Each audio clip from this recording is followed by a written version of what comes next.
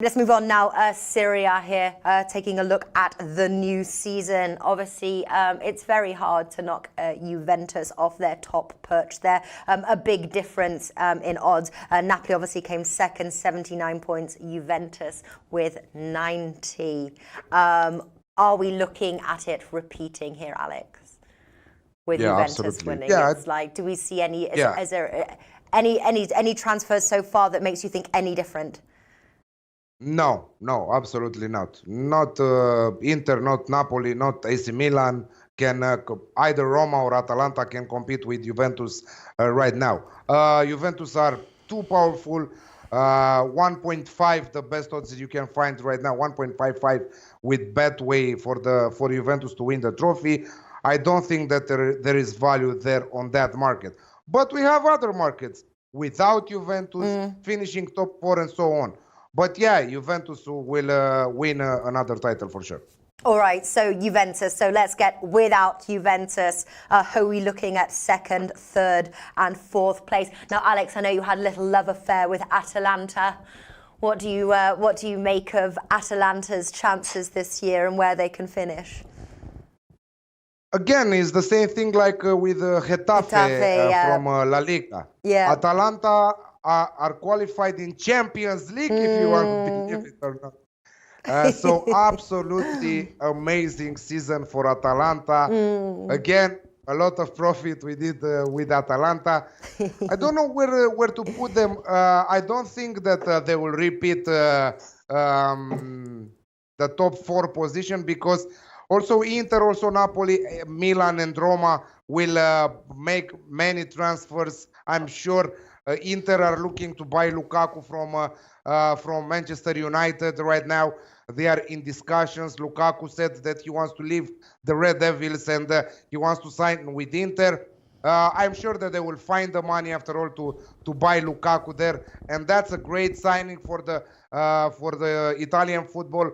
Again, Lukaku, I think that he's better. He will be better in Italy than in the Premier League. He's a powerful striker, and he will do great damage in Serie A.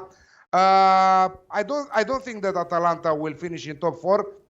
They have their price is very good at 6 with a Unibet there, but I don't believe that we will see them there.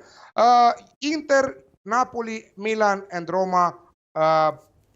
Let's say, but no, that's it. Inter, Napoli, Milan, and Roma will fight for the rest 3 positions, because Juventus will win the trophy. Yeah, so Inter, Napoli, and what was the other one? And Roma. And yeah, okay, Inter, Napoli, and Roma. All right. Hang on a second. Pull up the full odds here. AC Milan. Yeah, yes.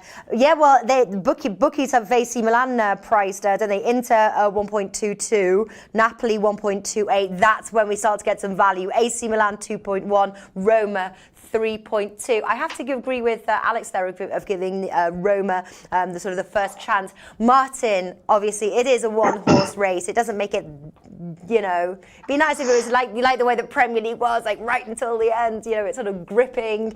This often is not the case. But obviously, without Juventus, second, third, and fourth, who would you place? Yeah, we did get it a couple of years ago when Napoli actually ran Juventus right to the wire. It was actually a fascinating season, but ultimately Juventus prevailed, as they always do. And yeah, I agree with Alex that they're going to be a lot more comfortable this season. You can go for accumulators, though, don't forget. Even if the odds aren't great, you might fancy Juventus and Barcelona to go on and win the title, say, or Juventus and Man City, something like that. So you can always put it together for a bit more value. But yeah, I can't look past Juventus for the title. I think the most interesting thing to figure out is who's going to finish second. And it's only out of Napoli and Inter for me. Napoli are always there or thereabouts. They haven't actually lost any big players this summer. They've got Carlo Ancelotti, who's a very, very good manager. And everyone's thinking that Inter are going to get second and challenge for the title because they've brought Conte in and they're going to be spending a lot of money. We're yet to see the depth of their ambition. They haven't actually spent a great deal yet, but it looks like they're going to be splashing some serious cash. But go back to the point I made earlier, it is quite difficult to bed in a load of new players all at the same time. And I think that might just count against them in the early stages of the season if they do bring in a lot of players. It'd be interesting to see how Lukaku gets on in Serie A if he does go there. He's a very good bulldozer of a striker, but he hasn't got a great touch. And it's a bit of a slow pace of football out there. So I'd be really interested to see how he gets on. But yeah, I think there's value on both of them. I might hedge my bets on the pair of them throughout the season, depending on who's doing better. But right now, I think Napoli can take it. They've got a settled side. A lot of those players have been there for a long time. They're going to be bringing in a few players. They've already brought in Manolas from Roma, who's a very good defender. He's been playing to a high standard for a long time. And there's talk of them even signing Icardi from Inter, which would be a pretty big move if they could get him. But yeah, I just think with Ancelotti in the dugout, they might just about have enough to hold off. They might just about hold off Inter for another season, and then I think Inter can really start challenging the following year. But for those two, for me, will be second and third, and then fourth place. I think the quality level in Serie A drops massively after that. AC Milan haven't been great for a while. Roma were poor last season. I think it's between those two. I'll probably go for AC Milan, but I think you're going to see a pretty big gap in points between third and fourth. Yeah, because there was quite a difference, obviously, between Napoli and Inter Milan last year. There was like 10 points. 10 points. So it's obviously that the bookies are really looking at these transfers right now and thinking Inter's going to do a bit more damage this season. Well, yeah, they brought in Godin at the back, who we know has been an absolute warrior for Atletico Madrid in recent years. He's going to have a bit of a culture shock adapting to Italian football, but you would have to think that he would make them a lot tougher in defence.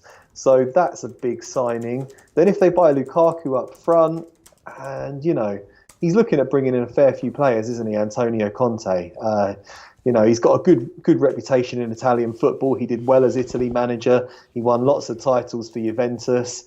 So I can see why they're saying that Inter are going to be challenging. It's going to be tight, I think, between the two. But Ancelotti's a very good manager as well. And I think they've got a more settled side. They've always been around about second place for many, many years now. And I think they might just about sneak it. I do feel like Inter will close the gap on them and it will be close. But I can see Napoli just about holding on to second.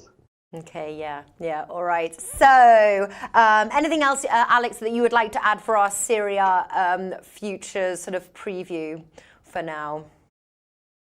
Oh, nothing. I was thinking about the relegation zone there. Lecce, Hellas Verona, and Brescia with Parma there a little bit. I think that great value bet is Spal to get relegated at 3.0. No. This is what I would take if it is to have a small bet on who will get relegated. Not the mighty Spal. No, but that's one more season that Martin's got about making money on Spal. Eh? What do you think? Does your Spal team lose out this Serie A season? I'm surprised Spal was still playing in Serie A, to be honest. They've been pretty poor for years now. Yeah, they've got to go down, surely. If they're not going down, they'll just be hovering just above the relegation zone. I'm looking at who's going to be the next Benevento. I'm liking the look of Lecce. I think we're going to get some good value on teams beating Lecce next season. It's not like the Premier League. It's not like the English top flight where you get promoted and you instantly get a massive financial windfall. And if you want, you can go out and spend a load of money. Fulham went and spent more than 100 million last summer. There's no way that teams like Lecce and Hellas Verona are going to be doing that. They're still going to be operating on small budgets. They're small clubs. And I think they're going to get a bit of a hiding in the early weeks of the season. So I'm looking at Lecce, I'm looking at Verona. I'm going to be opposing them heavily in the first half of next season, and Spal too, because we all love betting against Spal. Yeah. And what was the other bet that we were like riding on the money train? Was it Juventus and the under 4.5 goals? Then we had to bring it to Juventus and the under 3.5 goals because the bookies are cottoned on. We were still making money. Yeah, I'm excited. I'm excited. Yes, and maybe Spa's going to make us some more money just by opposing them. All right. So there we go. So that's Syria and La Liga in the bag. Obviously, we've still got some transfers to go. We're just getting excited and starting to look at some of these teams. I'm sure we will address them probably at Christmas, maybe later on, whenever we see some value come up and some things to talk about. So we are going to say goodbye to the lovely Martin Green, and we're going to preview the Bundesliga season with our new guest. I'm very excited to talk to him. So thank you, Martin. And so Thanks, I'm guessing that's it, actually, isn't it? Is that us videos? Oh no, we got tomorrow. We got Champions League. We got many stuff tomorrow. Whew. All right, tomorrow, and then there will be a little bit of a football break. All right, Martin, I'll speak to you tomorrow.